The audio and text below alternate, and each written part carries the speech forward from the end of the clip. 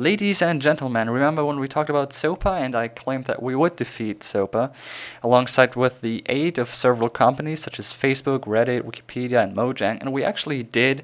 They put it on ice at least, and we were all happy, and then there came ACTA and we went to the streets protesting it, and now it may just be very close to being put on ice as well, and we could be very happy as well. But I also said that the Congress will probably just take a couple of weeks, maybe months, and then have a different law that's essentially the same thing as SOPA and PIPA and ACTA, and they'll probably just name it differently and try to slip it in. Now, there actually is a law, and it's called CISPA. It's not being passed yet, but it will be passed relatively quickly, and it's been rushing through all the subcommittees, 17 to 1 in one subcommittee. And it was introduced by Mike Rogers. Mike Rogers is a Republican delegate from Michigan, and he, well, has been introducing CISPA. CISPA is the Cyber Intelligence Sharing and Protection Act, and you can already see cyber intelligence. That is a very broad definition. It actually, if you go in, it defines cyber threat intelligence as any information pertaining to vulnerabilities of or threats to networks or systems owned and operated by the US government or US companies. So here we go. There are US companies here now as well. So we don't just have the US government spying on us, but we also have US companies spying on us, which is very, very dangerous indeed. But it goes on. It also includes efforts to degrade, disrupt, or destroy such systems or networks. So any information that might lead to just simply a disruption of the service of Facebook might actually get you jailed. And this is just very, very dangerous. And I will say this word dangerous a lot of times during this analysis of CISPA. It also includes, cyber threat intelligence also includes the theft or misappropriation, whatever that might mean, of any private or government information, including intellectual property. Now, if I have any information, that is private information, right? So you're actually stealing it. That's theft of my private information.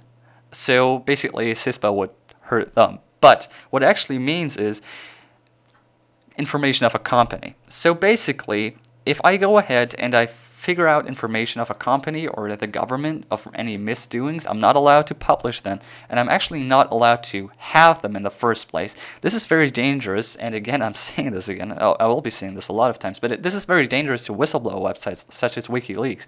We saw in the past that the government wasn't very down with the whole WikiLeaks thing. They actually wanted to shut it down, and CISPA would actually give them a legal framework to do so because, so to speak, they stole government information and published it. Also, intellectual property, of course, there we go again with SOPA and PIPA, and I think that's where a lot of people get this, well, comparison between CISPA and SOPA from. But CISPA goes a little bit further than SOPA, because CISPA actually removes any liability from private companies who collect and share qualified information with the federal government or each other. So basically, Facebook can now totally legally rob you of your information and give that information to Verizon, and Verizon can then give that information to Boeing, and Boeing can then give that information to the US government, and the US government can then share that information with a whole ton of people and a whole ton of companies. And all, it's totally legal, it's totally fine.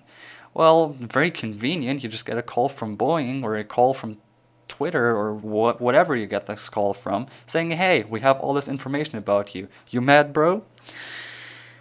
And CISPA also directs a certain board to conduct annual reviews of the sharing and use of collected information by the US government. But the thing is, the Privacy and Civil Liberties Oversight Board, as it's called, is actually an institution being controlled and also funded by the US government. So, again, it's a part of the US government that's supposed to control the US government, and just in my opinion, not something that will generally work out very well. Now you might think, well, CISPA sounds a little bit like a very dumb law already. Does it actually have supporters? Not like SOPA, where only the super rich supported it.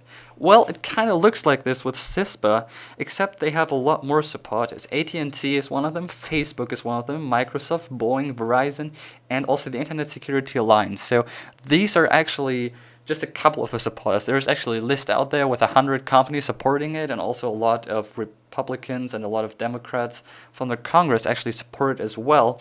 Mainly the reason being that they want to protect the nation from cyber attacks. And cyber attacks is kind of a universal reason to violate civil rights, kind of like terrorism.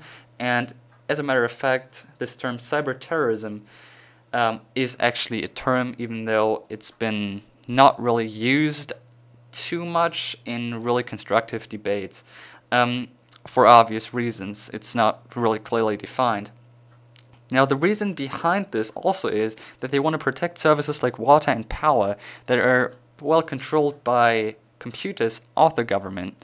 And so they fear that if there is a virus, there could actually be an entire part of the nation without power at all. But obviously, CISPA also has a ton of opponents. 3 of them are the Electronic Frontier Foundation, very well known. The American Civil Liberties Union speaks for itself, and the Center for Democracy and Technology also speaks for itself, in my opinion. Now, there are a couple of reasons, of course, and to me they make a lot more sense than the reason of the supporters. Just looking at the reasons is just amazing to me in the first place. So, the reasons are that there is no clear definition of what information can be shared, so that gives virtually unlimited power to the companies and also to the government, obviously. I've said that before, cyber threat intelligence is very, very broadly defined as, any information pertaining basically US government or US company services or hurting them in any way, even just disrupting it. So it is very, very broad, and also the intellectual property is playing a part again, which is not exactly defined as well.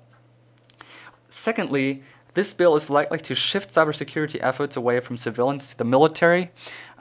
Basically, at this point, if you had a company and your computers would be open to cyber attacks, it would be your problem.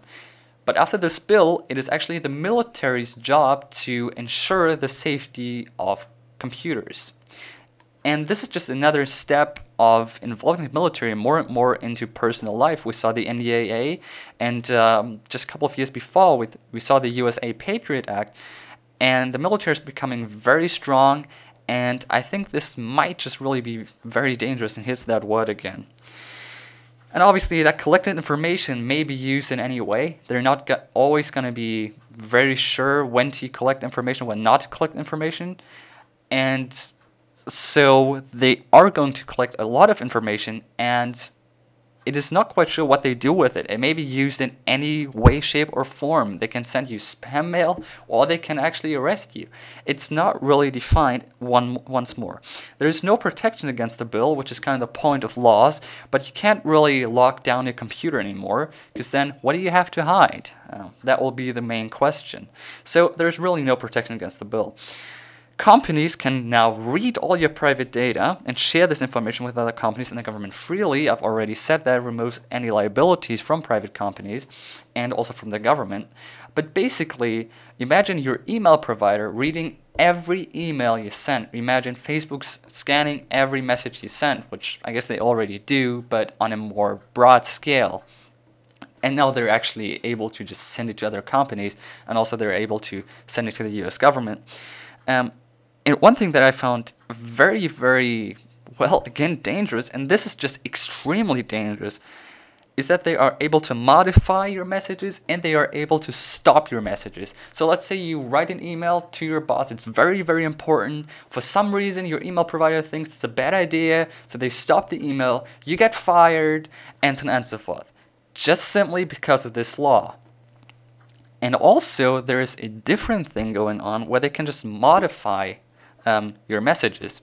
So let's say you write a totally harmless email to a representative in the Congress, and for some reason a private company decides to just modify your message, and they just send it to the government, and then you get jailed or whatever. So those are just the general complaints that the opponents have, and this may be very broadly speaking here, that may be wrong and in some points, but those are just the general concerns that I see with CISPA. If you have any more well, complaints, or if you'd like to correct me, feel free to do so. Just go down in the comment section.